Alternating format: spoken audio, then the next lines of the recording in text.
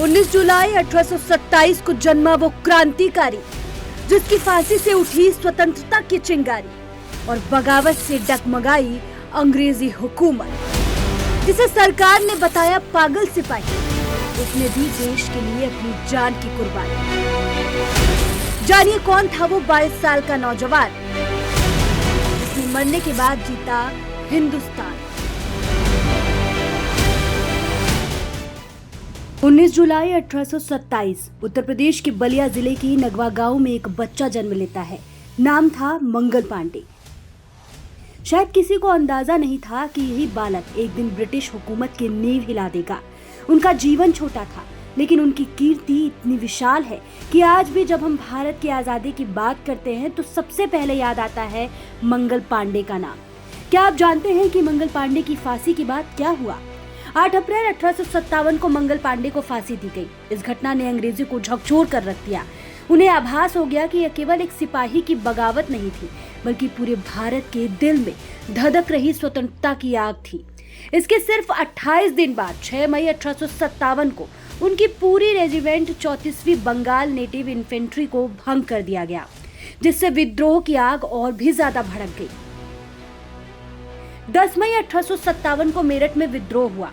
Third light cavalry के भारतीय सैनिकों ने अपने साथियों को जेल से छुड़ाया, अफसरों के घर जलाए और ब्रिटिश सत्ता के खिलाफ क्रांति की शुरुआत की।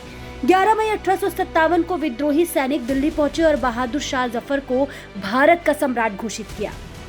इसके बाद यह विद्रोह कानपुर में नाना साहेब, झांसी में रानी लक्ष्मीबाई, लखनऊ में बेगम हजरत महल, ग्वालियर और बिहार में कुंवर सिंह तक फैल गया। यहाँ एक हैरान करने वाला पैटर्न ये था कि अंग्रेज अफसरों की हत्याएं भी शुरू हो गई थी। जी हाँ, कई जगहों पर सिपाहियों ने खुलेआम अंग्रेज अफसरों की हत्या कर दी। कानपुर, जून 1857, नाना साहब की सेना ने सती चौरा घाट पर करीब 120 अंग्रेजों को मार डाला। फतेहगढ़, जनरल हेस समेत कई अफसरों की हत्या हुई। मेरठ और दिल्ली, ब्रिटिशों के घर जलाए गए और कई सैनिक मारे गए। ब्रिटिश सरकार ने की मंगल पांडे को बदनाम करने की कोशिश। इतना ही नहीं, ब्रिटिश दस्तावेजों ने मंगल पांडे को बदनाम करने की कोशिश की थी। ब्रिटिश सरकार ने उन्हें पागल सिपाही या ड्रग प्रभावित कहकर प्रचारित किया, ताकि उनका विद्रोह एक मानसिक विकृति या व्यक्तिगत मूर्खता लगे। लेकिन भारतीय इतिहासकारों जैसे रुद्रांजन मुखर्जी और श्रीनाथ राय ने स्पष्ट किया कि यह एक पूरी तरह योजनाबद्ध और सजग विद्रोह था। वे अब एक सिपाही नहीं, एक प्रतीक बन चुके थे।